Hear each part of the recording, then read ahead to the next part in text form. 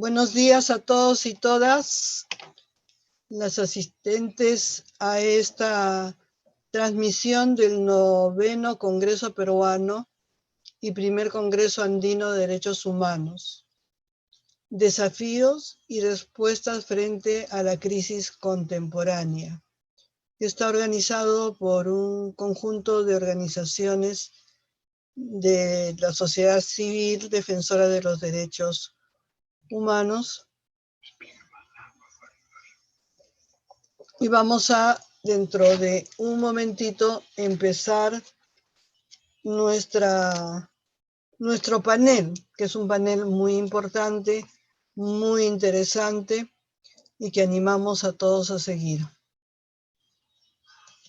Soy Josefina Guamán, secretaria ejecutiva de la Asociación Nacional de Centros y miembro del Grupo Anticorrupción.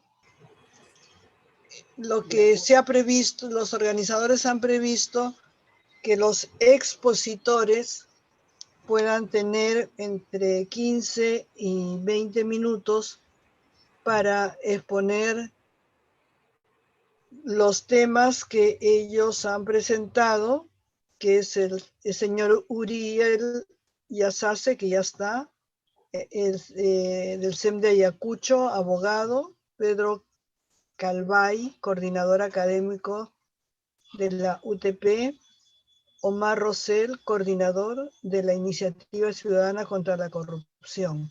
Bien, entonces tenemos el gusto como primer ponente a este panel a el doctor Pedro Calvay Torres. Tienes 15 minutos, entre 15, ¿te va bien? Entre 15 y 17 minutos, por favor. Perfecto, muchísimas gracias. Bueno, no, ¿qué ocurrencia? Sí.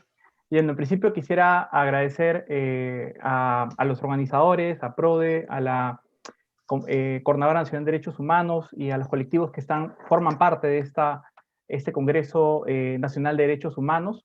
Yo tengo la fortuna de haber colaborado mi vida profesional en la coordinadora. Empecé siendo asistente del juicio Fujimori, fue una de los asistentes de la parte civil en su momento cuando era estudiante, y para mí es un honor nuevamente poder estar en un espacio, más aún compartiendo con los amigos de la Coordinadora Nacional de Derechos Humanos, que tanto afecto y cariño les tengo por lo que hacen a nivel de la promoción y la protección de los derechos humanos a nivel del Perú.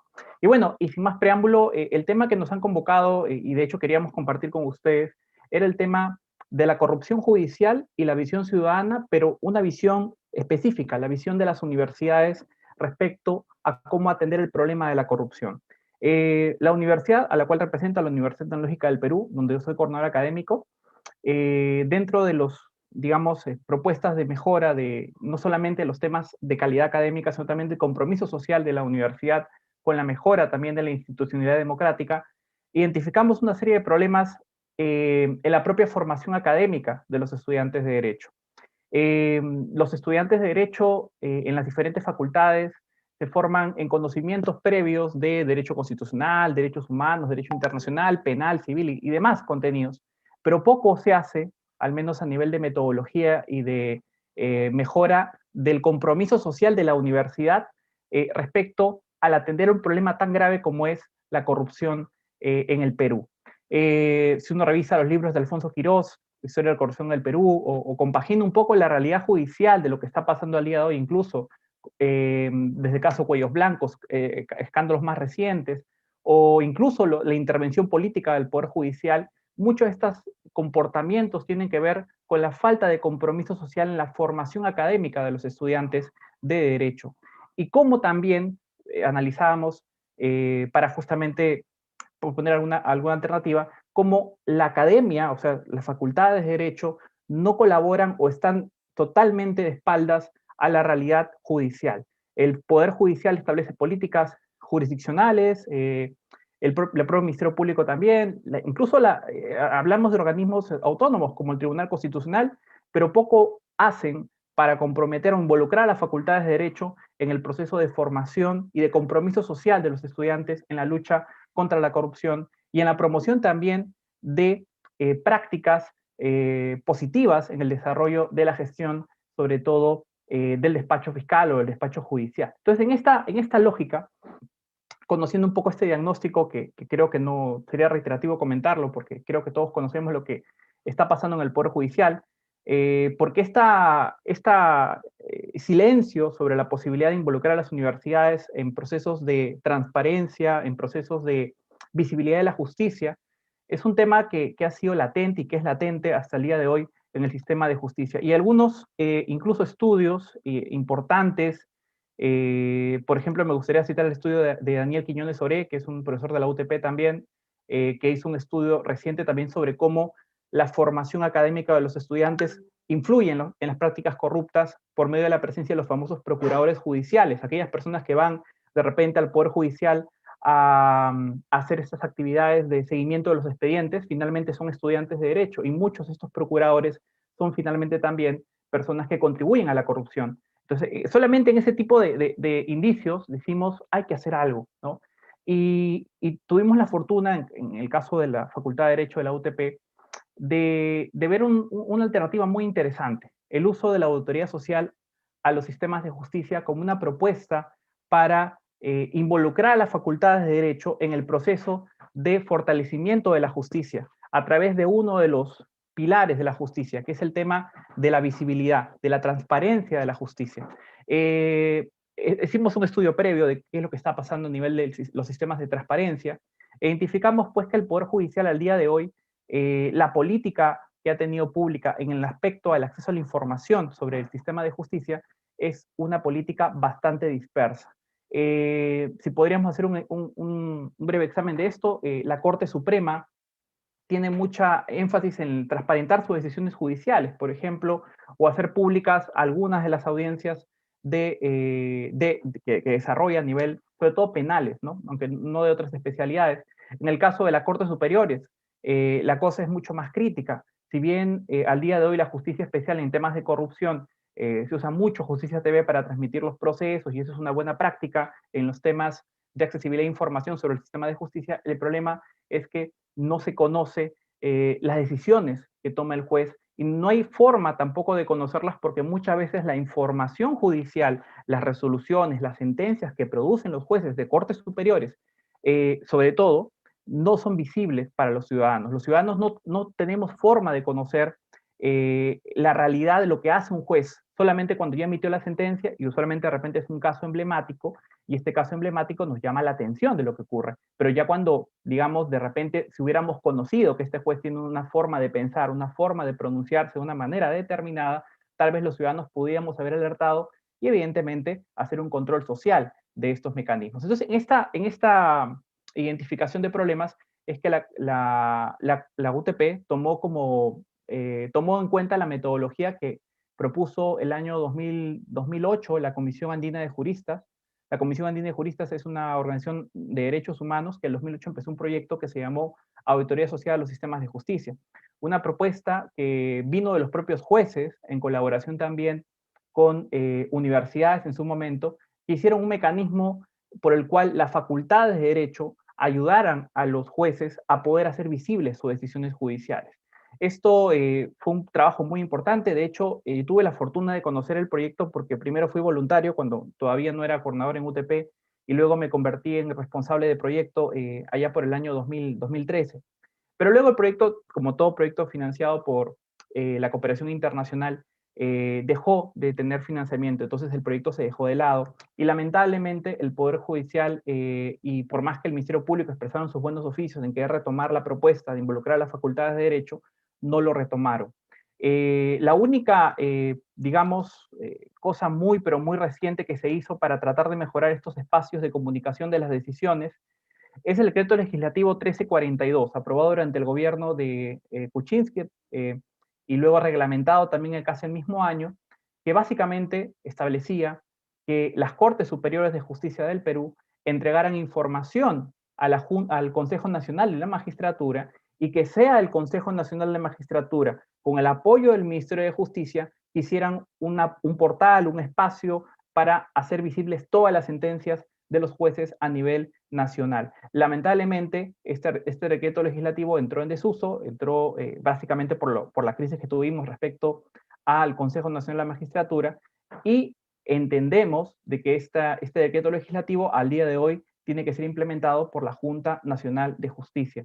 Lo cierto es que todavía, al menos al día de hoy, no se conoce cuál es el trámite de esta implementación. En otras palabras, todavía se sigue sosteniendo la misma realidad que decía al inicio. No se conocen las sentencias de todos los jueces, ni tampoco hay espacios de interacción entre las facultades de derecho para ayudar a la universidad, al Poder Judicial en esta labor de comunicación, de transparentar la justicia de los jueces y juezas a nivel nacional. Entonces, yo les comentaba la experiencia que tuve en la comisión. A partir de eso tomamos la metodología. La UTP hubo la oportunidad de postular a un proyecto de financiamiento por parte de la universidad. Logramos el financiamiento de la universidad para crear un portal web dentro de la plataforma de la UTP, para generar un proceso similar, siguiendo la metodología de la Auditoría Social de los Sistemas de Justicia propuesta por la Comisión Andina, pero con algunos cambios importantes, sobre todo gracias a la colaboración de estudiantes y docentes universitarios que se comprometieron en esta lógica de ayudar por medio de un proyecto piloto que estamos implementando en UTP y esperamos que se pueda implementar a nivel de las 6 sedes a nivel nacional que tenemos, para colaborar con las Cortes Superiores en hacer visibles las decisiones. Pero no solamente hacerlas visibles de una manera, pues, ¿cómo se puede decir?, aleatoria y arbitraria, sino que también aquí la universidad cumple una labor importante, que es la labor pedagógica de la justicia.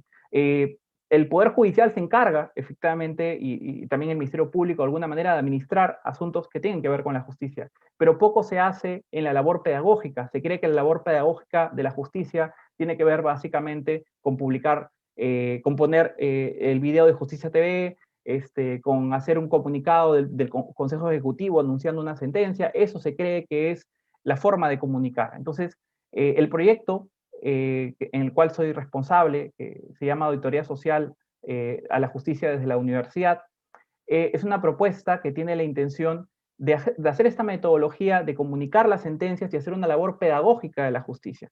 ¿Con la intención de qué?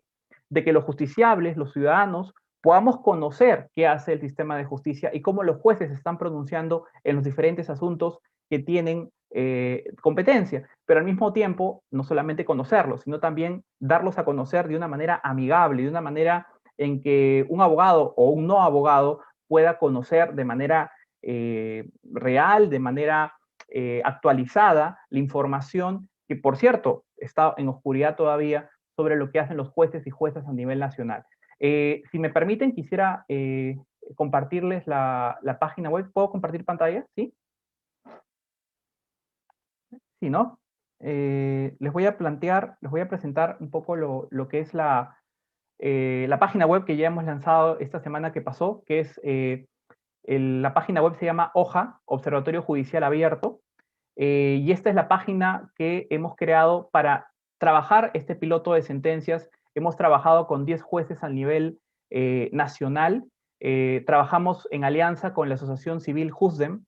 De hecho, quiero aprovechar la oportunidad para reconocer la labor de Antonia Sakicuray, que de hecho, por cierto, también es invitada a este evento y que gustosamente nos abrió las puertas y nos contactó con muchos magistrados y magistradas en el interés de hacer públicas sus decisiones, ¿no? Entonces, esta página web tiene al menos 2 partes importantes. La primera es la plataforma de las sentencias, que es la parte principal del proyecto. Tenemos sentencias que hemos distribuido entre sentencias de la Corte Superior de Justicia de Lima, que son los jueces con los que estamos trabajando, 10 jueces de estas especialidades, y sentencias de la Corte Suprema.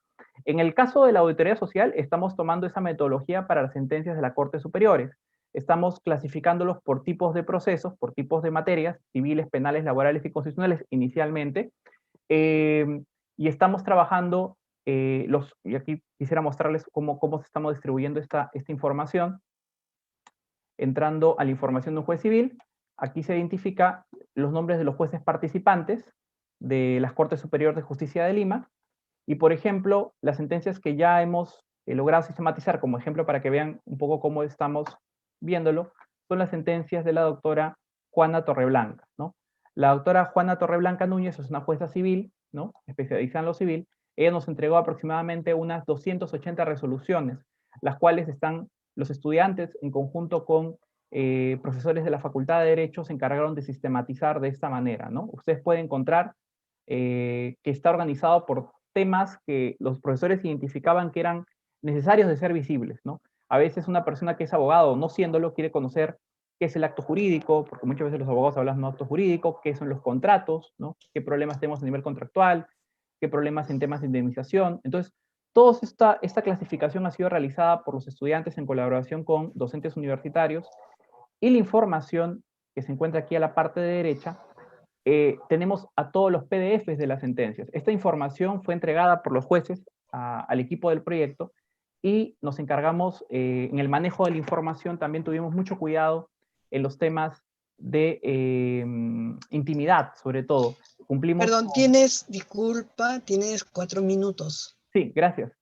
Entonces, el proyecto lo que logró hacer, lo que hemos logrado hacer es visibilizar sentencias, anonimizarlas, sistematizarlas, para que tanto la comunidad académica como los estudiantes de derecho y también los ciudadanos puedan conocer lo que hace un juez y cómo un juez está emitiendo su jurisdicción. Este es un poco el piloto. Tenemos a la doctora Torreblanca, la doctora Antonia Siquicuray, por ejemplo, también está participando en nuestro proyecto, la doctora Elvira Álvarez Olazábal, que ahora es jueza suprema, pero cuando se entregó las sentencias era jueza superior. Entonces tenemos una gran cantidad de jueces participando en la iniciativa. Este es respecto a la parte central del proyecto que tiene que ver con las sentencias.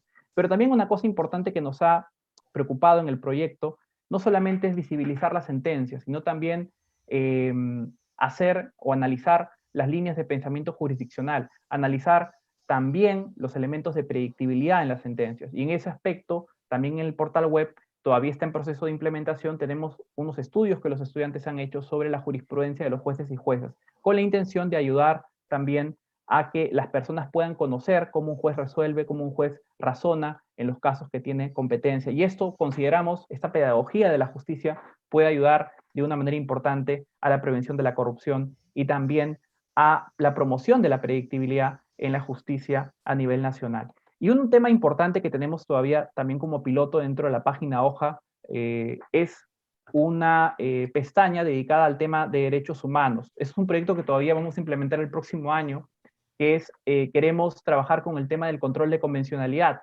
Hemos identificado que no hay todavía un portal web que se encargue de sistematizar todas las sentencias, ya sea no solamente de Sala Penal Nacional, sino también de la justicia, de las Cortes Superiores, que utilizan los parámetros de la Corte Interamericana para poder motivar sus sentencias. Al día de hoy hemos visto que hay una mayor utilización del derecho internacional, a veces en sentido adecuado, a veces en un sentido no tan adecuado, pero lo cierto es que no hay un espacio para visibilizarlo, y queremos que este portal, de hecho estamos también en implementación de esa parte, va a tener sentencias de la justicia nacional en materias dedicadas a temas de derechos humanos, no solamente en el subsistema de derechos humanos, sino también en todo asunto donde los jueces resuelvan según el derecho internacional. Entonces, como conclusión de esta reflexión muy breve, la idea de este proyecto es tratar de atacar uno de los problemas que tiene que ver con la corrupción, ¿no? Que tiene que ver con la corrupción del sistema de justicia a partir de la transparencia que debería ser una obligación de la justicia, pero en el Perú todavía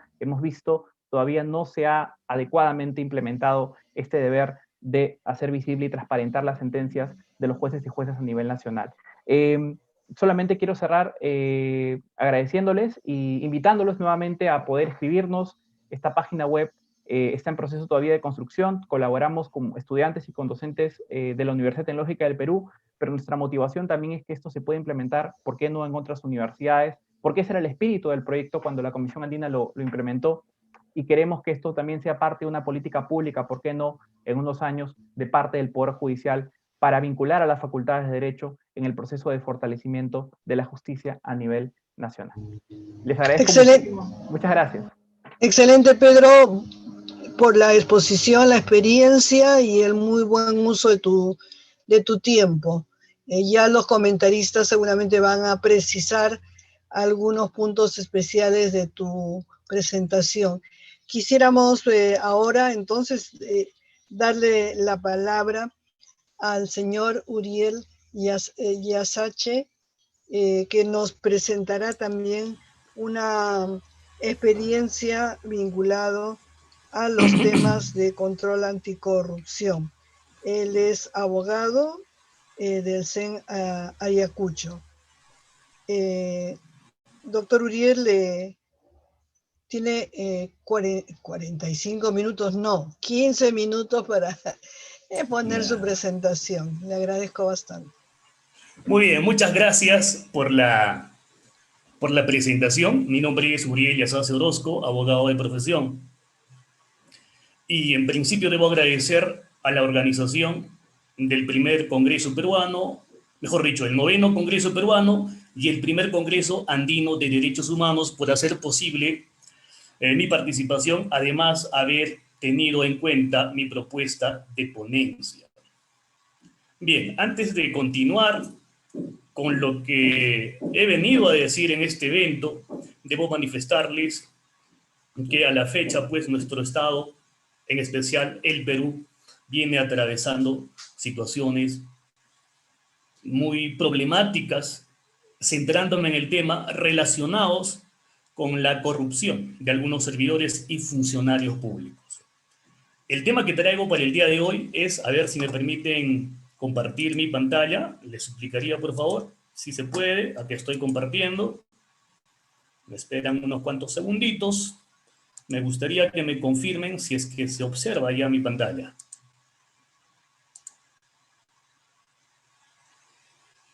Se observa, ¿verdad?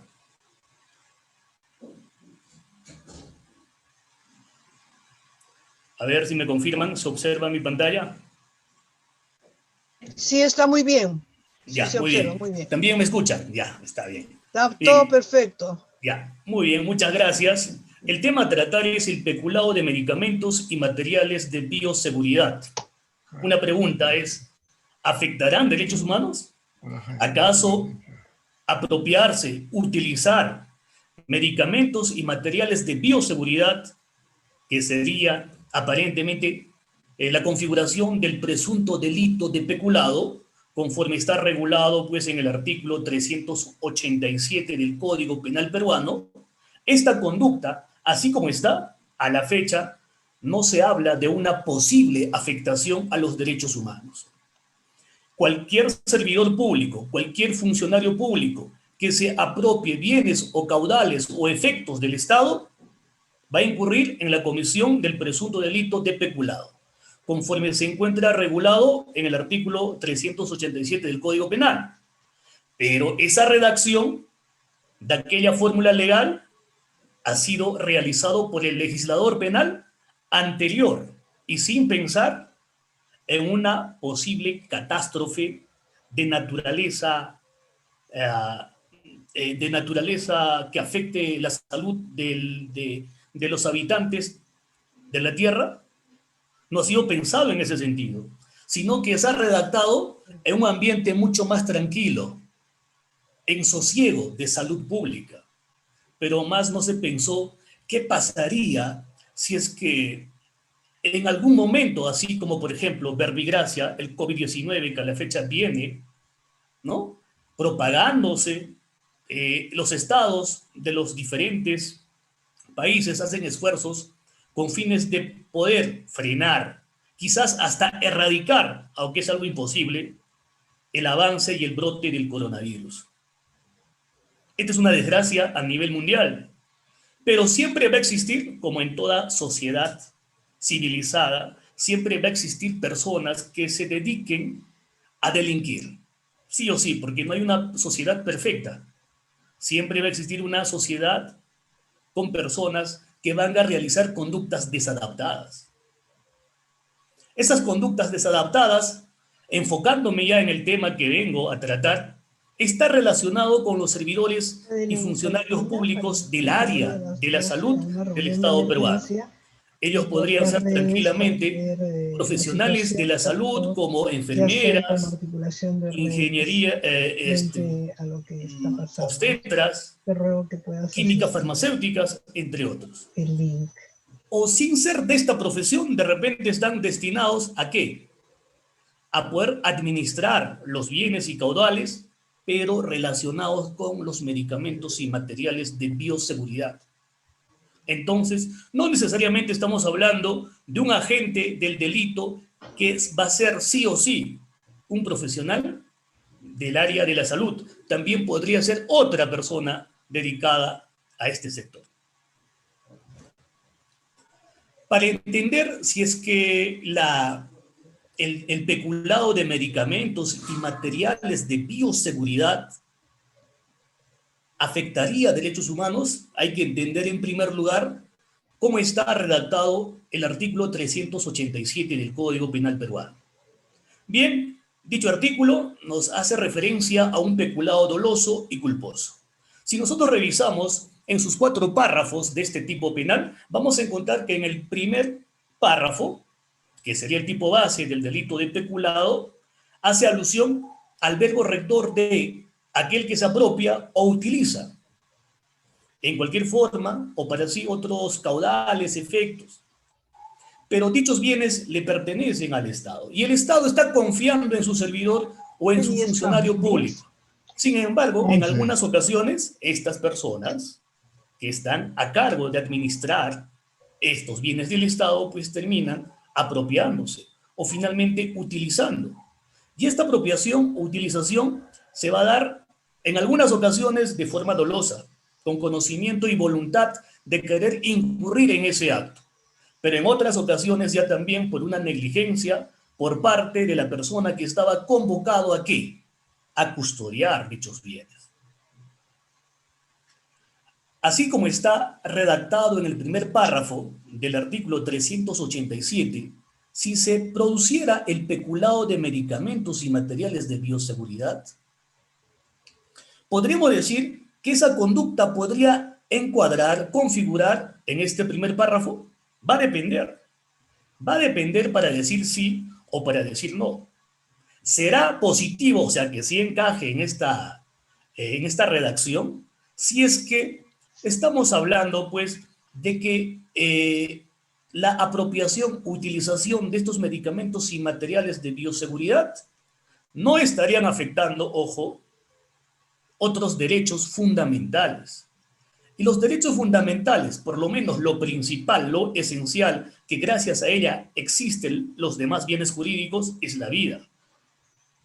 No podemos dejar también de mencionar la integridad personal, manifestado en su integridad físico-corporal, moral y hasta psíquica. Y por otro lado también vamos a tener el derecho a la salud. Sí, la apropiación de medicamentos y materiales de bioseguridad por parte de estos funcionarios que están administrando, custodiando dichos bienes, ocasionaría que por su culpa, ¿no?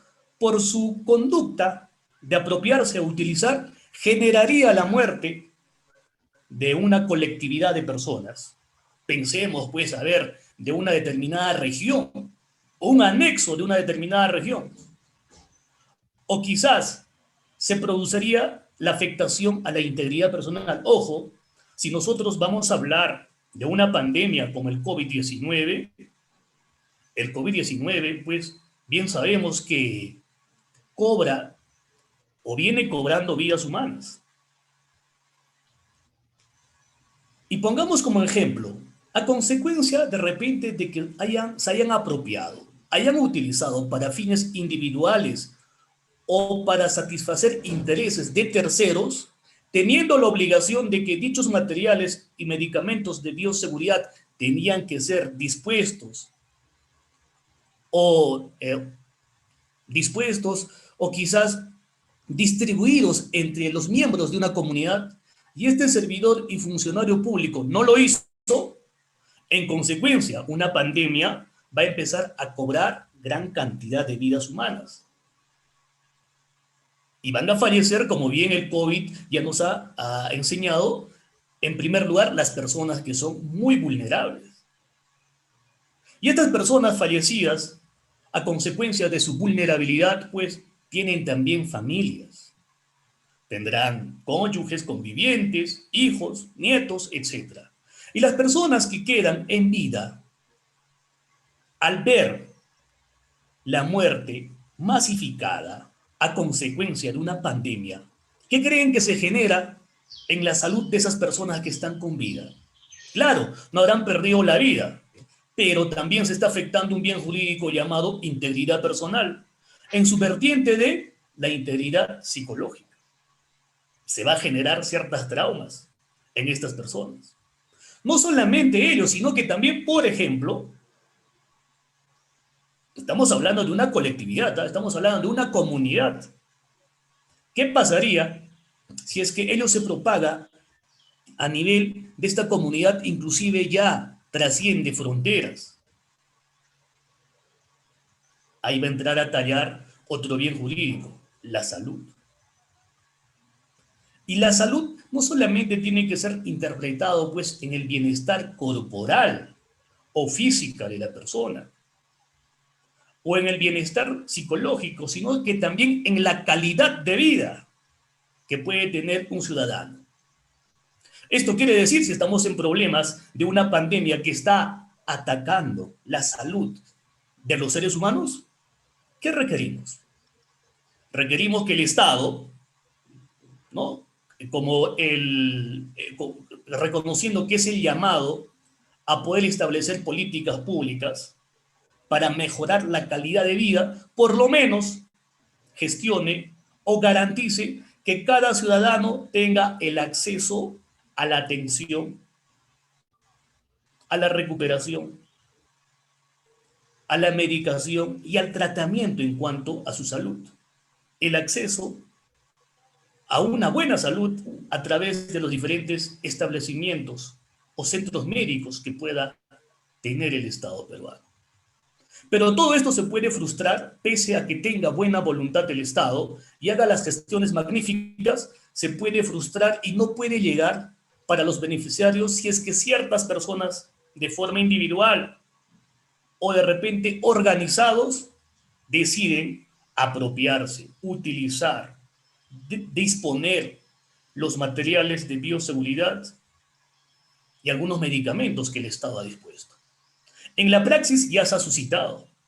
Hemos visto en plena pandemia que, por ejemplo, en Lima, ¿no?, se ha intervenido el personal de seguridad de un centro de salud. Al revisar las pertenencias de una enfermera, encuentra al interior de su cartera una docena de mascarillas quirúrgicas. ¿Y qué hace en su descargo esta enfermera?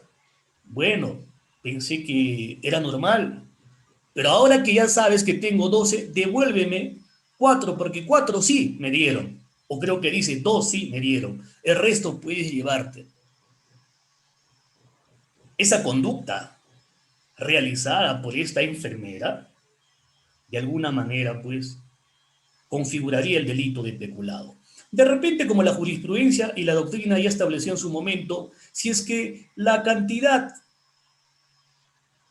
o el cuántumo cuantificado en dinero no sería significativo a la afectación que hace esa persona al Estado, no será peculado, sino que podría ser una sanción o recaería en una sanción de corte administrativa. Pero de igual forma tiene el contenido, ¿ya?, o los elementos constitutivos de un tipo penal de peculado. No olvidemos también otro ejemplo que en plena pandemia ha ocurrido es en la región de Ayacucho. A la directora de salud del Hospital Regional de Ayacucho, una química farmacéutica, ¿no?, la directora, una vez que la policía y la autoridad fiscal se constituyeron en su farmacia particular, obviamente, encontraron al interior que estaba destinado a la venta ciertos productos del MINSA, que inclusive tenían el logo prohibido su venta. Pero no, esos productos, aquellos medicamentos o materiales de bioseguridad estaban ahí en la farmacia de esta directora, vendiéndose a cuanto usuario pueda acercarse a comprar dichos medicamentos. Y si es que tenemos este tipo de conducta, vamos a ver, mira, que estos medicamentos no llegan finalmente para cuál fueron destinados o gestionados sino que estarían llegando a manos ajenas, que aprovechándose de su función, de su cargo, estarían optando por apropiarse y utilizarse. Medicamentos que no le pertenecen, sino pertenece al pueblo peruano, en especialmente a las personas de bajos recursos económicos, porque ellos serán quienes puedan recibir los diferentes medicamentos, los materiales de bioseguridad de forma gratuita, y así evitar en tiempos de pandemia que se propague el contagio de la pandemia, por ende frenar ciertas muertes masificadas de personas, asimismo también frenar la lesión psicológica o agresión psicológica que va a ocasionar en las personas que serían Uriel, víctimas indirectas de la muerte de una persona en caso por COVID-19, ¿sí? Uriel, tienes 4 minutos, por Ya, favor. muy bien, muchas Gracias, gracias. muy bien, va muy bien. Bien, continuando, a ver, en mis 4 minutos. Entonces, una de las conclusiones es que si es que esta apropiación, utilización de medicamentos y materiales de bioseguridad, más allá como está redactado en el artículo 387 del Código Penal, afectarían derechos fundamentales como la vida, la integridad personal y la salud, entonces ya no podemos hablar de un tipo penal de peculado y podríamos encuadrarlo o configurarlo en el artículo 387 del Código Penal. Esto ya requiere de un tratamiento especial. Haciendo una interpretación sistemática, vamos a encontrar que no solamente el bien jurídico afectado va a ser pues el correcto o recto administración pública frente a los bienes que se tienen el delito de peculado, sino que también se va a aunar otros bienes jurídicos y todavía son personalísimos. En consecuencia, es necesario incorporarse un nuevo tipo penal en el Código Penal peruano para sancionar o castigar este tipo de comportamientos. Porque no vamos a encontrar cabida en el artículo 387. Es por eso que como una de las conclusiones que yo había llegado al tocar este tema es que si se afectarían ciertos derechos fundamentales como la vida, integridad corporal de la persona, o mejor dicho, integridad personal y la salud de las personas, pero no de una, estoy hablando de una comunidad, de un colectivo de personas.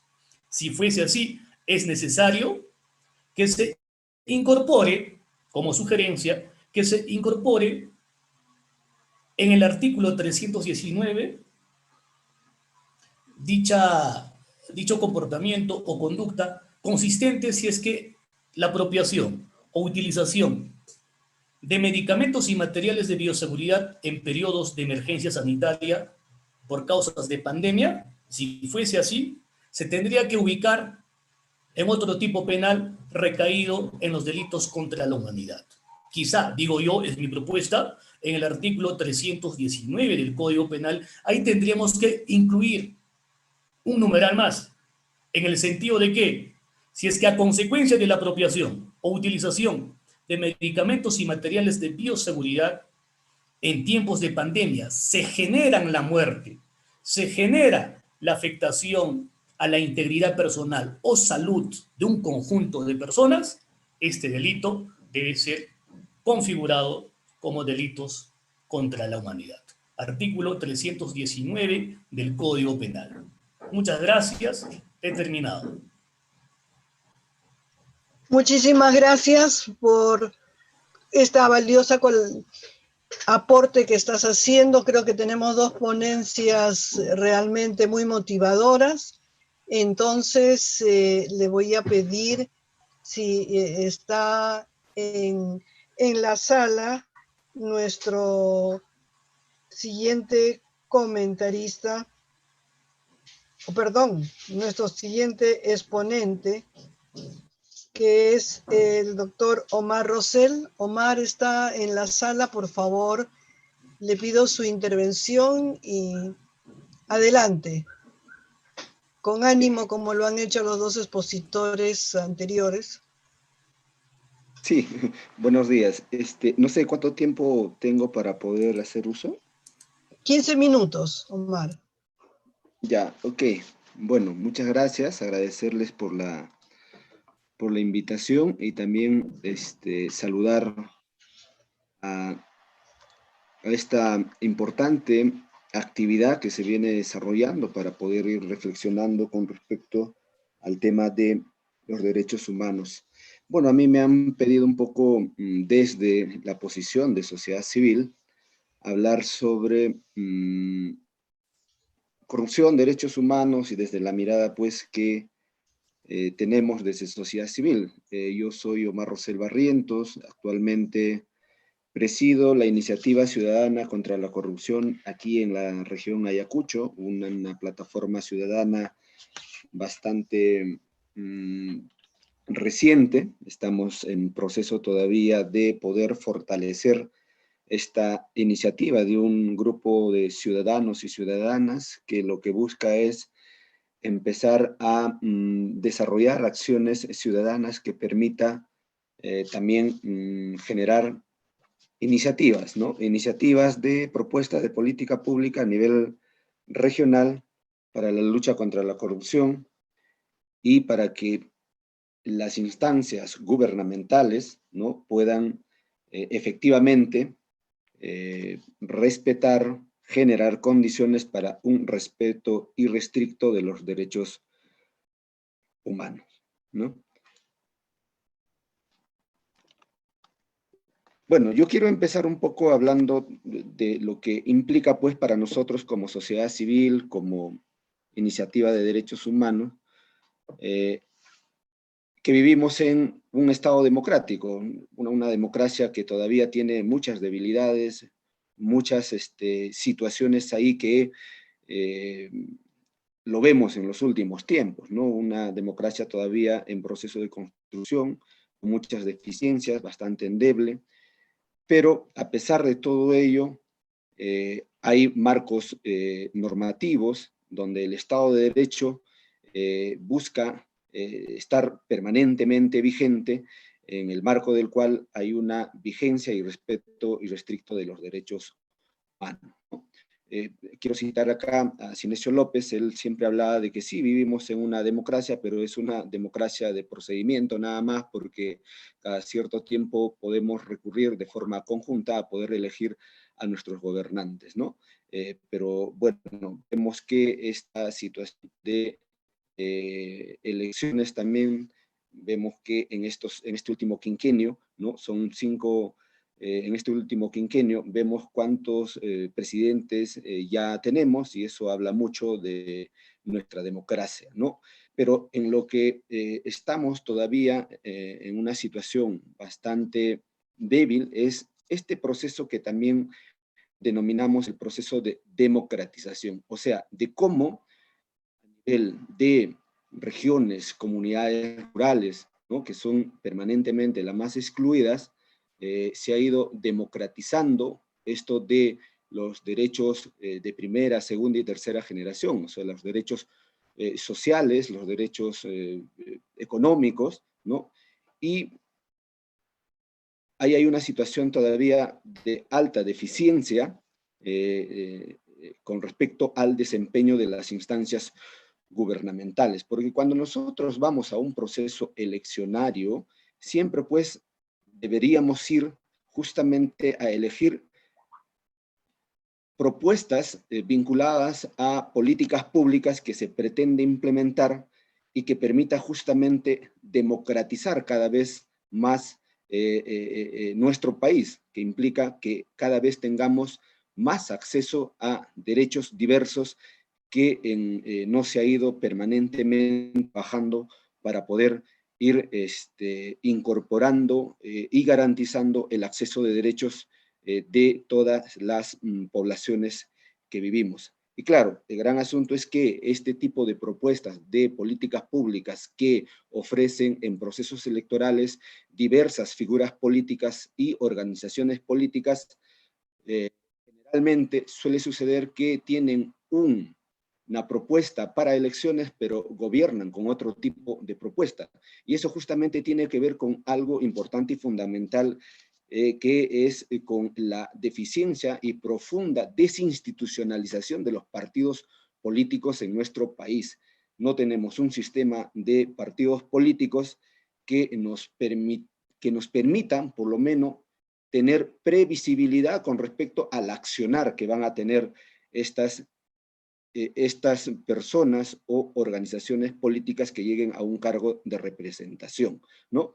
Entre estas propuestas de política siempre se habla, pues, sobre el tema de la integridad y de la lucha contra la corrupción, que generalmente, cuando se llega a ser gobierno, no necesariamente se empieza a implementar de forma adecuada. Y lo otro también tiene que ver con el asunto de que nuestro diseño institucional de las diversas instancias gubernamentales, ¿no?, tienen pues una serie de deficiencias que no permiten que las instancias gubernamentales puedan tener un adecuado funcionamiento para poder generar condiciones de un respeto de los diversos derechos o generar servicios que permitan que toda la población del territorio nacional pueda acceder en condiciones de igualdad y que los servicios del Estado puedan ser de la calidad necesaria que todos necesitamos como ciudadanos. Y claro, a este problema estructural que tenemos como del diseño institucional de nuestras instancias gubernamentales,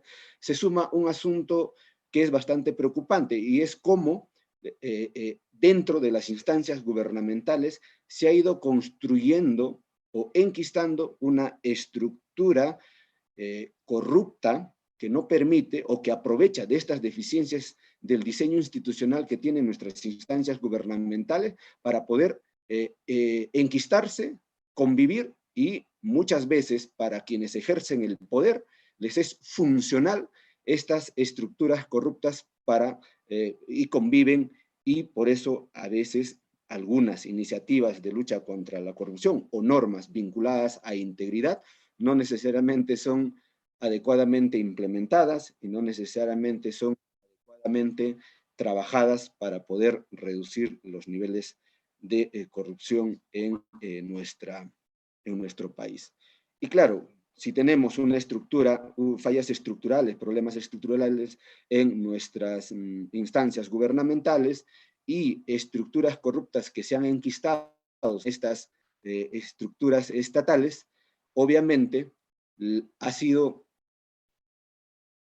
colonizado las instancias gubernamentales por intereses individuales y también por intereses de poderes fácticos. Entonces, lo que generalmente vemos es que la respuesta de las instancias gubernamentales o los tipos de política pública o acciones o programas de las instancias gubernamentales a veces no necesariamente está basado pues en lo que siempre denominamos que es el interés colectivo o el interés de poder resolver los grandes problemas de nuestra población.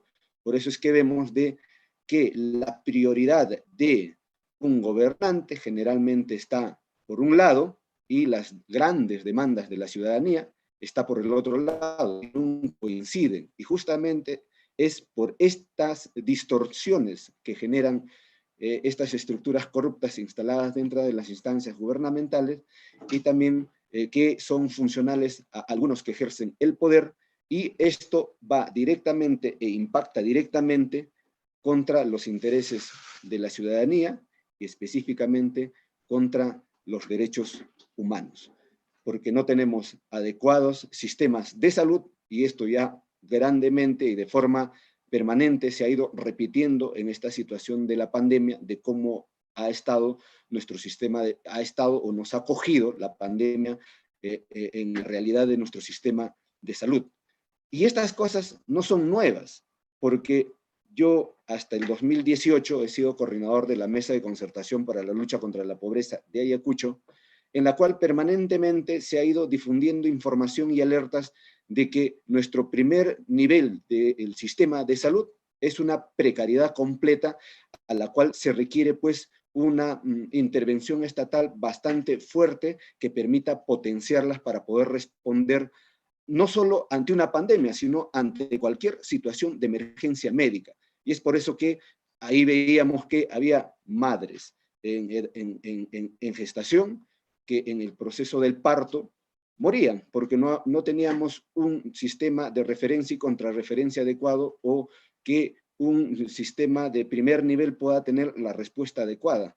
En Ayacucho tenemos anemia, desnutrición, perdón, por encima del 42%, desnutrición crónica infantil por encima del 20%. Entonces son datos que se ha ido difundiendo, y eso graficaba más o menos con respecto a cuál era las precariedades profundas que tenía pues nuestro sistema de salud.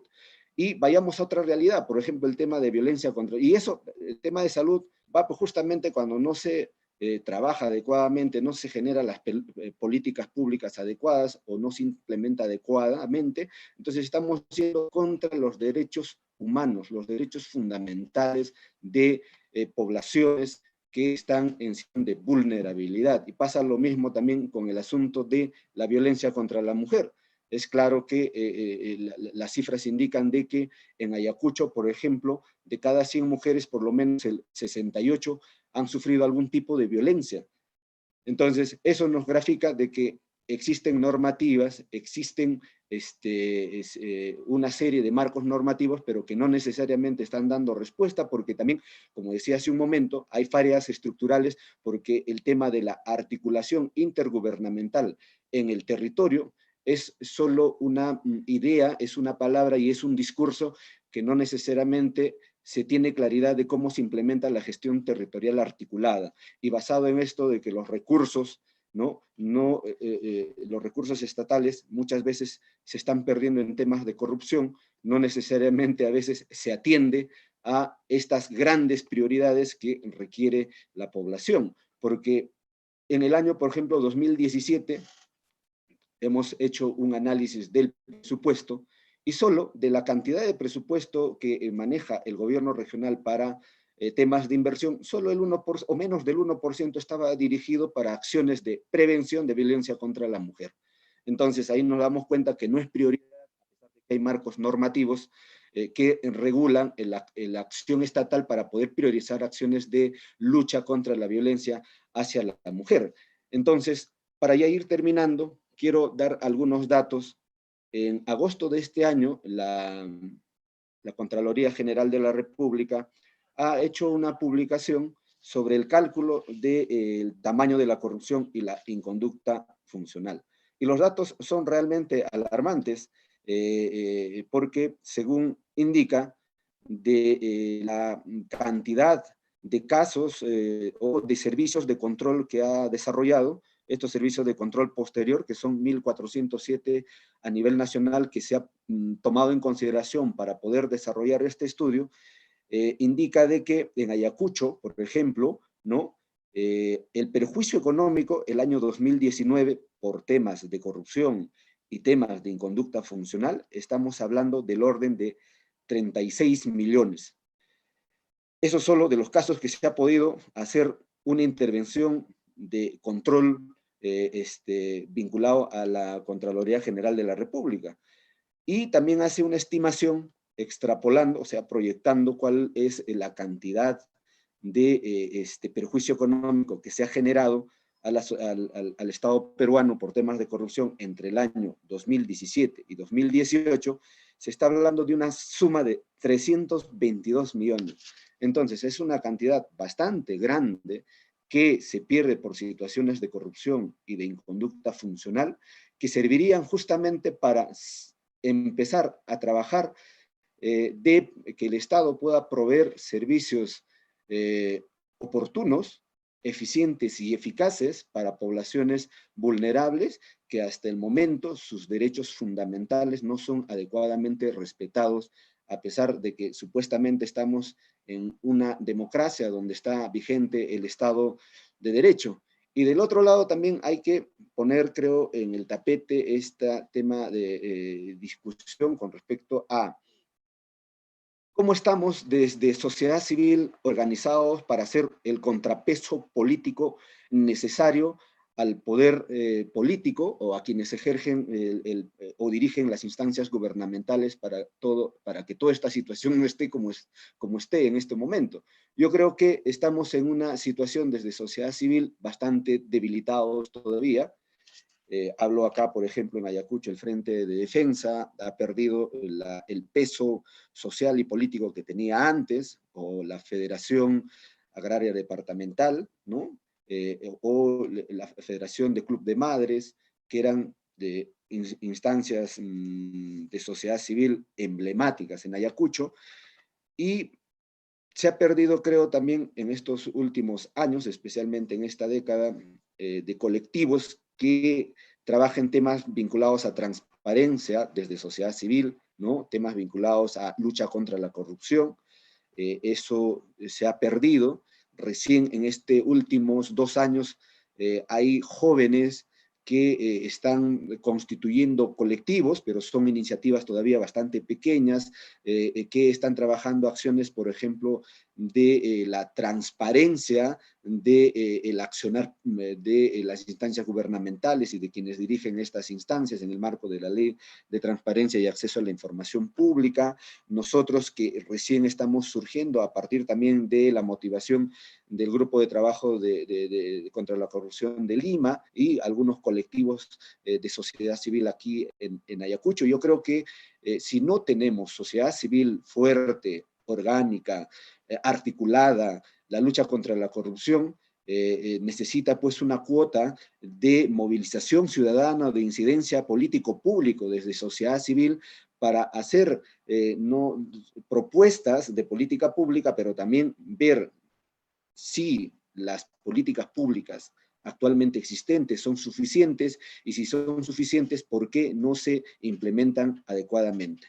Entonces, yo creo que para poder hacer un contrapeso político a las instancias gubernamentales, a quienes ejercen cargos de representación política, tiene que trabajarse de forma permanente, ¿no? Que exista de forma sostenible una sociedad civil vigorosa, articulada, con capacidad de actoría, de propuesta y de negociación para poder luchar contra la corrupción y pueda siempre estar vigente el respeto irrestricto por los derechos humanos. Muchas gracias.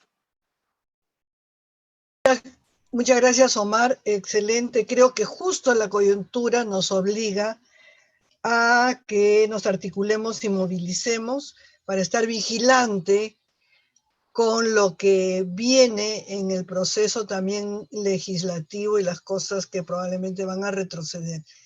Muchas gracias a los tres, han respetado su tiempo, han sido muy claros y motivadores. Y ahora vamos a escuchar a las panelistas que van a comentar. Y vamos a empezar con Romina Mella. Romina Mella es de IDL y tienes menos minutos, Romina, 10, si te parece suficiente para los comentarios. Por favor. Perfecto. Buenos días. ¿Cómo están todos? He escuchado con detenimiento las 3 ponencias. De un lado, quise comenzar por el final, por la última ponencia, que habla de un poco también en el panorama que nos encontramos, que todo ha cambiado dramáticamente en cuestión de 2 días, ¿no? Y en estos momentos nos enfrentamos a una nueva correlación de fuerzas en la Presidencia de la República, también en el Congreso de la República, con una serie de investigaciones en curso que involucran a todas las fuerzas políticas, tanto o están implicadas en el caso de Lavallato o en el caso de los cuellos blancos, y también aquí hay un factor determinante y que está ligado también con las universidades, ¿no? Antero Flores Arauz, que que se anunció ayer muy tarde por la noche, que es el actual presidente del Consejo de Ministros, su estudio de abogados patrocina a la Universidad Telesub, por ejemplo, José Luna Alves, y que además están en un proceso de intento de licenciamiento, y es la bancada precisamente vinculada con este partido que intentó la censura del ministro Benavides cuando estuvo hasta hace poco en su puesto, ¿no? Pero bueno, estamos ahora en un panorama muy dramático, a pocos meses de llegar al Bicentenario de la República. Que eso como contexto, ¿no? Lo que implica que tiene que haber en ese sentido muchísimo trabajo desde cada uno en sus distintos espacios y ámbitos para poder combatir ello. Ahora, sobre la primera ponencia, lo que me pareció como muy interesante y además como un proceso de entrenamiento y de compartir conocimiento a la ciudadanía es lo que dijo Pedro al inicio, ¿no? Esta labor pedagógica que hacen desde la universidad para que los ciudadanos puedan conocer cómo funciona el sistema de justicia, de qué manera poder acercar la justicia al ciudadano y que los ciudadanos de a pie puedan conocer cuáles son sus derechos, aprender en cómo funciona el sistema y toda aquella herramienta que acerca al ciudadano con el conocimiento, pero también con la acción práctica para la toma de decisiones y generar un acercamiento mayor para que estas dinámicas y la acción de la justicia se dé con facilidad, pues me parece que es fundamental, y lo que están desarrollando me parece que debería ser replicable en términos de alianzas con otras universidades, porque nosotros lo vimos desde el periodismo investigativo en IDL Reporteros, que es el equipo del que formo parte, cuando investigamos la corrupción sistémica en el sistema de justicia, es que muchos ciudadanos no conocen algunos mecanismos y cómo exigir a sus autoridades, a jueces y fiscales, el correcto desempeño de sus funciones, ¿no? En términos muy prácticos, y en ese sentido creo que es una gran tarea y labor que se está haciendo. Y lo segundo, en la segunda ponencia, en el caso de Uriel, que me pareció fundamental esta aproximación que hay en la corrupción vinculada al sistema de salud, ¿no? Hablaba de equipos de bioseguridad, médicos, pero en general creo que si tuviéramos que hacer una reflexión general, lo que hemos visto en esta pandemia, que ya lleva algunos meses y que ha cobrado muchísimas vidas, es un problema que teníamos latente desde hace muchísimos años, ¿no? Que tiene que ver con el estado calamitoso de nuestro sistema de salud pública y que está estrechamente ligado con la corrupción.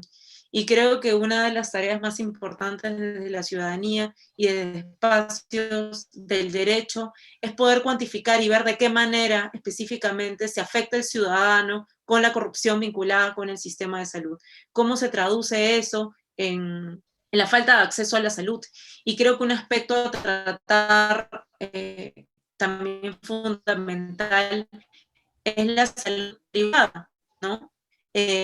Y cómo es que se dan en ese sentido entre lo público y lo privado también la corrupción. Y creo que en ese sentido es importante también abordarlo en ese aspecto. Creo que ya estoy con el tiempo justo. Muchísimas gracias.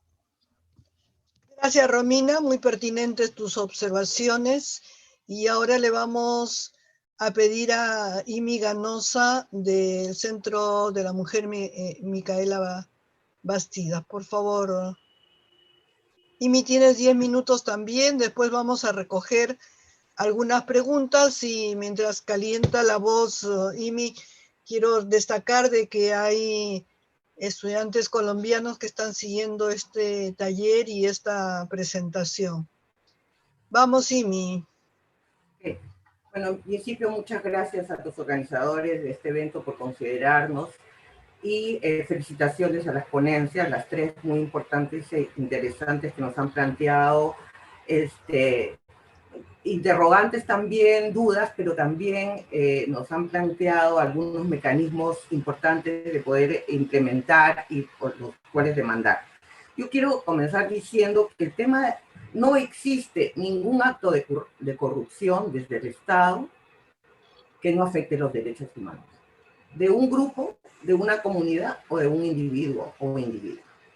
todo acto de corrupción lesiona los derechos, porque lesiona el bienestar, se utilizan los recursos del Estado no para lo que se debe, y entonces en ese sentido los ciudadanos y ciudadanas tenemos cada vez menores posibilidades, ¿no es cierto?, de tener bienestar, porque esos dineros no llegan. Entonces, cualquier acto de corrupción lesiona los derechos humanos de todas y todos, en el sentido amplio.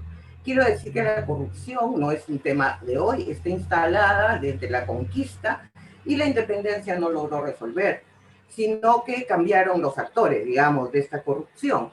Pero una de las cosas que me parece que, sobre todo haciendo mención a la última exposición del doctor Omar Rosell, es que a medida, digamos, que el poder instalado en la conquista, este poder colonial, ¿no es cierto?, patriarcal, y que favorecía una clase económica y política, a medida que los poderes sobre la vida, los territorios y los recursos se fueron disminuyendo gracias a las luchas de la población para incorporarlos como mecanismos de defensa de derechos humanos. Por ejemplo, la lucha de las mujeres por su autonomía, ¿no? Y no estar sujetas a ese matrimonio donde debían obediencia, por ejemplo, o la posibilidad de los patrones de vender, digamos, a las personas en situación de esclavitud, etc. A medida que se van mejorando los sistemas jurídicos, las políticas públicas, y por la lucha de las poblaciones, no porque los estados los regalaran, se mejoran los mecanismos de defensa, se va aumentando, digamos, la corrupción, porque ya no se puede hacer de manera legal, es decir, de manera consentida, el abuso, el atropello a los derechos humanos, la vida y el bienestar de las personas. A medida que se van mejorando los instrumentos que garantizan los derechos humanos, se va incrementando también la corrupción. Y la corrupción de hoy es, francamente, ya como decía el doctor Omar, está instalada, es terrible, ya. Nosotros como ciudadanas y ciudadanos sabemos lo que ha pasado. Y el asunto, digamos, es que para los y las ciudadanas, esta corrupción, es evidente que hay una reacción, la hemos visto en las calles, hay una reacción en contra. Estamos cansados de enterarnos de la corrupción, pero una corrupción que afecta, por ejemplo, la corrupción en el Poder Judicial afecta a todas las personas. Conversando hace mucho tiempo en una ciudad de acá, de la costa, en Chimbote, en algún momento con señoras que venían hace mucho tiempo maltratadas, me decían algo así: señorita, yo vengo a pedir apoyo porque mi marido mucho me maltrata. Y esta frase, que era tan repetida, no es que se venían a quejar por el maltrato, sino por el exceso de maltrato. Y a mí me hace acordar esto a la reacción ciudadana en algún momento cuando dicen, él roba, pero hace, ¿no? O sea, hay también de parte de la ciudadanía cierta tolerancia a la corrupción cuando ésta no excede, no sé cuáles son los parámetros, digamos, o no es demasiada o no afecta demasiado. Y creo que eso también es algo que en algún momento tenemos que ver, digamos, este asunto de la tolerancia. ¿Y por qué? Porque está instalada de alguna manera en nuestro imaginario, es decir, bueno, ya convivamos con ella, pero ojalá se pueda hacer otra cosa. Y creo que esto es importante decir. Lo otro que quería decir, y que me parece muy importante, la propuesta que están haciendo respecto de la transparencia, el doctor Pedro Calvar, que estos procesos, este acceso a la transparencia, no solamente sea ya de las sentencias, sino de los informes de peritaje de especialistas, especialmente forenses, tanto médicos como psicólogos, qué es lo que sustentan, porque a nosotras, las mujeres, en caso de violación, los informes forenses y los informes de peritos siempre están en contra, favoreciendo evidentemente al agresor, y sabemos que ahí hay corrupción también. Entonces, sí me parece importante saber, por ejemplo, este perito que dijo que la señorita violada tenía una personalidad que permitía, digamos, que era débil, etcétera, y que entonces ella era responsable de la violación por usar el calzón rojo, ¿no? Esto no hubiera salido a la luz si no hubiera habido una denuncia de parte de ella, como el caso del sustento de no violación porque le gustaba, pero eso fue una expresión de un abogado, pero temas como esos están plagados en las sentencias contra violadores y contra asesinos, contra feminicidas. Y creo que es muy importante el tema de la transparencia y el tema de la auditoría social. Y ahí dijo el doctor Pedro que hay que ver cómo razona, ¿no? Entonces yo siempre me he preguntado si razonan, y es un tema de razón porque el patriarcado está tan incorporado, hablando del tema de las mujeres, o es un tema de corrupción, ¿no? Entonces creo que es importante entonces saber cuáles son los argumentos para determinar sentencias. No nos olvidemos que el primer audio-video del IDL fue respecto de una sentencia de violación a una niña. Y eso por un lado. Respecto de la ponencia, frente a lo que es la salud es el completo bienestar físico, psicológico y social. Y entonces yo pregunto, más allá de saber cuál es el ilícito, si por ejemplo el tema del alimento, es decir, conseguir alimentos en tiempos de pandemia, y todos los actos de corrupción que ha habido en las municipalidades, no han llegado las canastas, etcétera, es un atentado también contra la falta de alimentos, hace que no solamente haya problemas psicológicos, etcétera, sino la posibilidad de tener mayores posibilidades de contraer el mal porque hay un sistema defensivo menor, digamos, ¿no? O sea, están en peores condiciones de salud.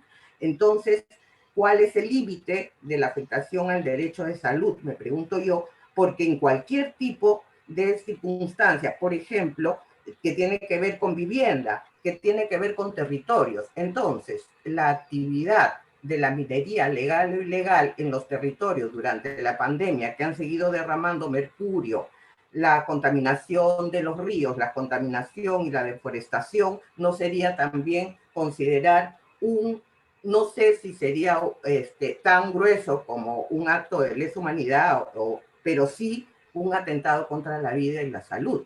Es decir, y la integridad y la vida de las personas. Yo creo que habría que repensar cómo podemos a todas estas agresiones a las comunidades y a la seguridad y al bienestar de las personas, poderlas catalogar como afectaciones concretas a los derechos, a la salud y al bienestar de las personas, a su salud física, psicológica y social, según la OMS.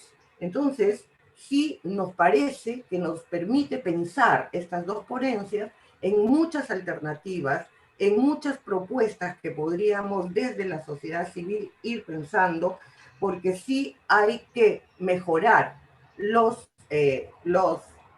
códigos, las políticas públicas, ¿no es cierto? Toda esta batería, digamos, de mecanismos que protegen nuestros derechos en la actualidad, pero que tienen vacíos y que no están adecuados a los sentires de la población. Es decir, nosotras y nosotros queremos que todas y todos los ciudadanos seamos iguales, pero existen ciudadanos por categoría, digamos. Eso también desde la percepción de algunos. El tema de lo que ha pasado en las comunidades amazónicas, este descuido mayor frente a las poblaciones con menores recursos, no porque no los tengan, sino porque el Estado no les provee, personas o los llamados grupos que viven en situación de vulnerabilidad. ha sido terrible. Es decir, ellos son menos ciudadanos que los que vivimos en la costa, que los que vivimos en las ciudades. Por eso requieren menos servicios de salud, menor preocupación del Estado. Y no es solo un tema de carreteras, discúlpenme, ¿no? O sea, existe también una mirada y que creo que es parte de la mirada colonial, racial, es la discriminación racial, la discriminación económica, que también hace que desde el Estado se vea a los ciudadanos no como iguales. Hay ciudadanos, hay ciudadanas que no somos mirados ni servidos por el Estado de la misma manera, más allá de la corrupción, ¿no? Entonces creo, y que además se actúa con mayor impunidad y con mayores niveles, digamos, de lesión a sus derechos humanos. Entonces creo que tenemos que hacer un análisis que tiene que ver no solamente con la corrupción y por qué está instalada, cómo se vincula la corrupción a la permisibilidad o no de determinado tipo de lesiones a los derechos humanos o que no están cautelados en los instrumentos legales, y cómo tiene que ver también, de alguna manera, lo que concebimos como derechos humanos fundamentales, que es el derecho a la vivienda, porque eso nos permite psicológicamente estar bien, el derecho a una vida libre de violencia. No nos olvidemos que ahorita, en medio de la pandemia, hay 3.568, casi 4.000 mujeres desaparecidas y nadie nos dice dónde están. Que han habido, por favor. Perdón, ¿cuántos tengo? Disculpa, ya se pasó. Discúlpenme, pero no, sí no te preocupes, muy interesante. Tratar de articular todas estas propuestas y mirar de otra manera los instrumentos legales que tenemos para poder articular esto en la lucha contra la corrupción también y mejorar el acceso de los derechos de todas y todos los ciudadanos sin ninguna exclusión. Muchas gracias y disculpen el exceso de tiempo. No, perfecto. Lo que va a pasar es que vamos a tener que, para poder terminar a las 11, que es el momento que necesitan también la sala, vamos a tener que reducir el tiempo de las respuestas. Entonces, por el chat, sabemos que estamos transmitiendo también por live en YouTube este conversatorio, panel. Y entonces, una pregunta, voy a leer las preguntas para que ustedes vayan preparándose. Para el primer ponente, Alicia Angélica Mendieta pregunta lo siguiente: ¿qué sugerencia da, además de la plataforma, para poder transparentar mejor los procesos? Y Sally Cotarma pregunta qué estrategias está asumiendo el movimiento de derechos humanos para constituirse como actores civiles en caso de corrupción que impactan en los derechos humanos, ya que en la actualidad se da, pero no hay magistrados que lo vienen exponiendo en sus cátedras.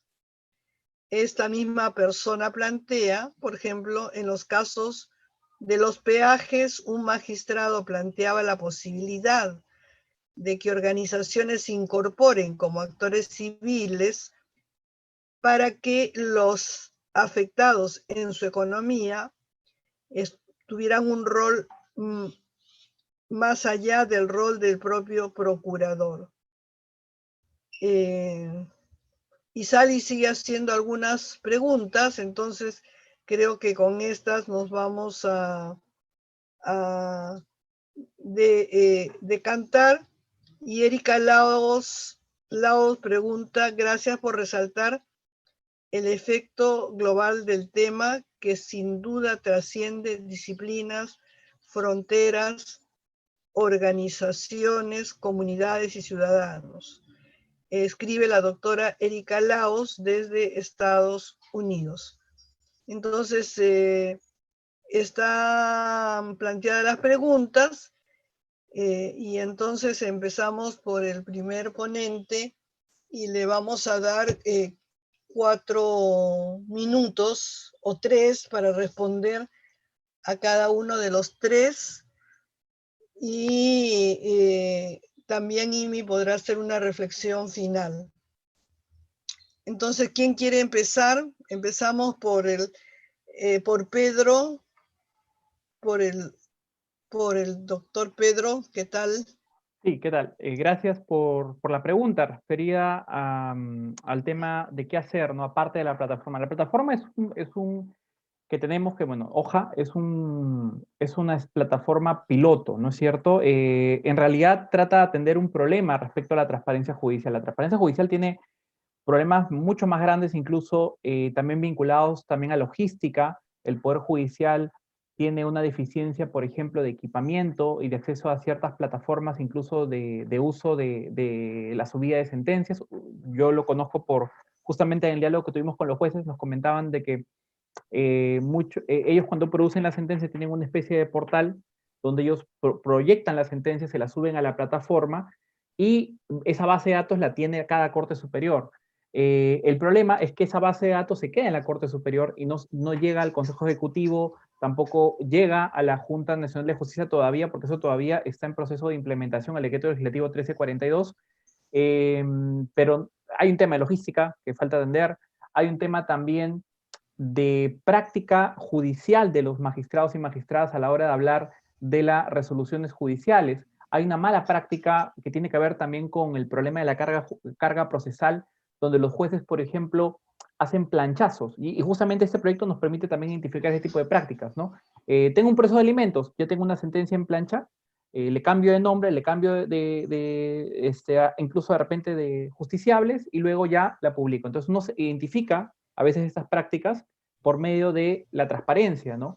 Y eso va más allá incluso de la posibilidad de hacerlos públicos, o sea, ya tiene que ver con el propio juez que se ha acostumbrado muchas veces a esta práctica nociva de hacer planchazos, y no es porque sea el juez malo tampoco, sino porque también la exigencia de carga y de respuesta en la carga judicial hace muchas veces que los jueces confíen al asistente las planchas y básicamente emitan resolución, ¿no? Y finalmente, sí, hay un micrófono que se está cruzando. Y finalmente, ya pensando en el tema de la transparencia, ¿qué hacer? También yo creo que es necesario que en la propuesta de reforma de la justicia, de hecho tuve la oportunidad hace aproximadamente unos 3 meses de formar parte, bueno, me invitaron para dar mi opinión en una comisión del Ministerio de Justicia para la reforma de la justicia, y puedo comentarles de que tenían en agenda la discusión de la transparencia judicial, estaba dentro de uno de los indicadores para la mejora de la justicia, pero lamentablemente todavía en la propuesta no se había involucrado, y de hecho lo hice notar, la posibilidad de involucrar a las escuelas, a las facultades de Derecho. Lo único que había respecto a facultades de Derecho en la reforma de la justicia era el tema del CECIGRA, el tema del registro de abogados sancionados por faltas éticas, y más allá de eso, no. Había una propuesta de hacer un examen nacional para abogados, tipo lo que se hace con el CERUM, para que sea un examen nacional y los chicos puedan, sea la carrera de Derecho, sea la Facultad de Derecho, que haga hoy un examen nacional, un estándar mínimo para poder egresar, ¿no? Lamentablemente esa propuesta no prosperó, las facultades de Derecho no quisieron aceptarla, pero lo cierto es que al menos yo creo que el espacio para estos cambios deberían estar en el marco de la reforma de la justicia, ¿no?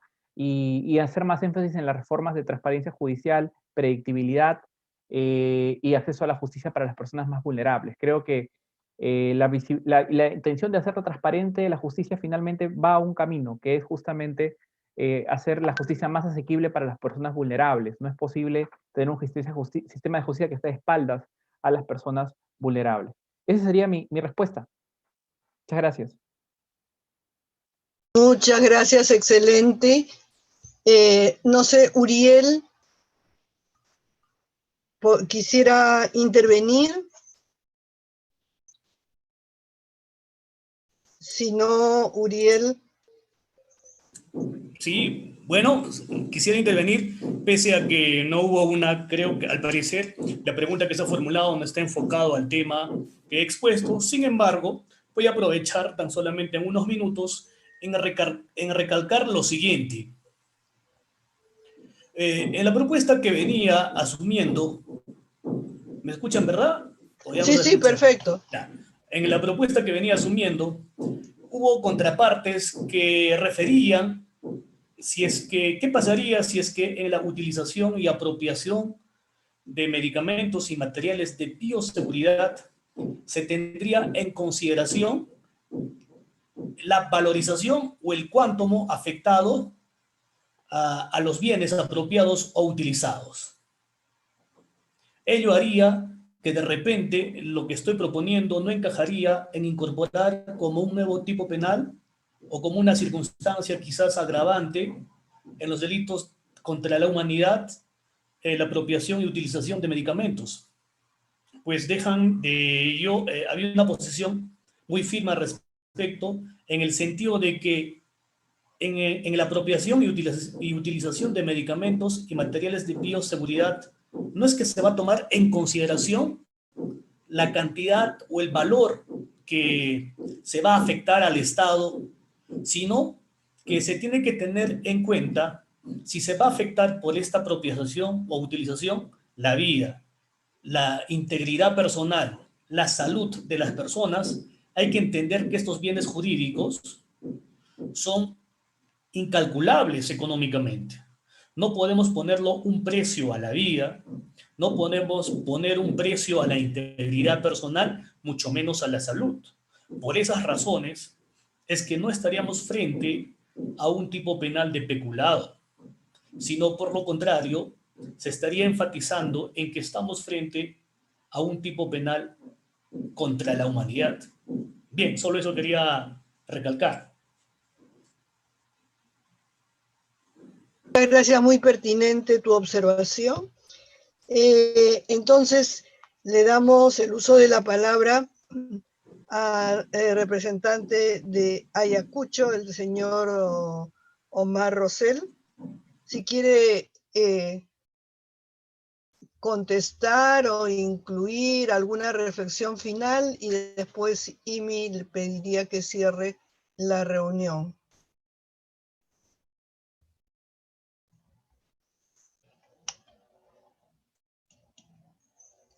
Sí. Omar no está, sino Omar. Parece que Omar nos ha dejado, nos ha abandonado.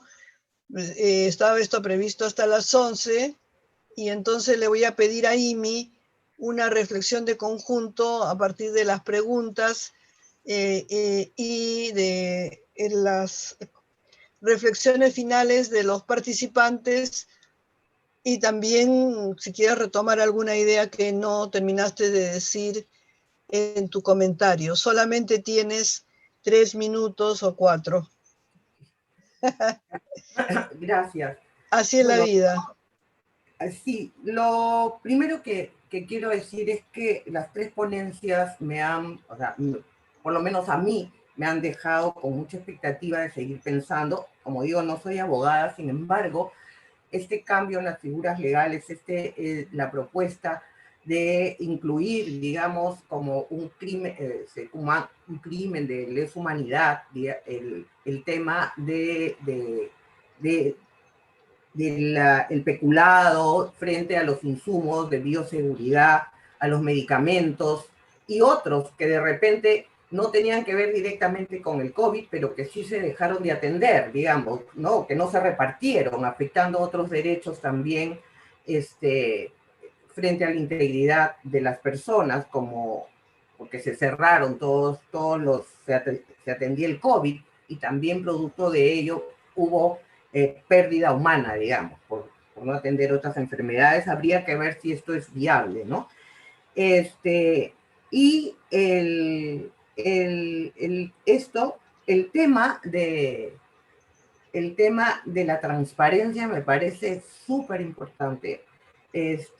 Yo creo que habría que no solamente extenderlo a otras universidades, el proyecto, sino que habría que incorporar, como digo yo, en otras carreras también, porque acordémonos que cuando yo hablé de peritajes, estamos hablando de médicos y de psicólogos cuyos reportes cuyos peritajes son tomados en cuenta a la hora de hacer sentencia, sean verdaderos, falsos, o sea, sean muchas veces, como digo, no sabemos cuál es el proceso por el cual determinan, digamos, que hubo o no hubo el acto que se está denunciando, y que muchas veces se vincula más bien con toda una argumentación que tiene que ver con la corrupción, es decir, con el pago que se hace para favorecer al acusado, ¿no? Entonces creo que es muy importante entonces leer los expedientes para saber dónde es que no funcionó, dónde es que no se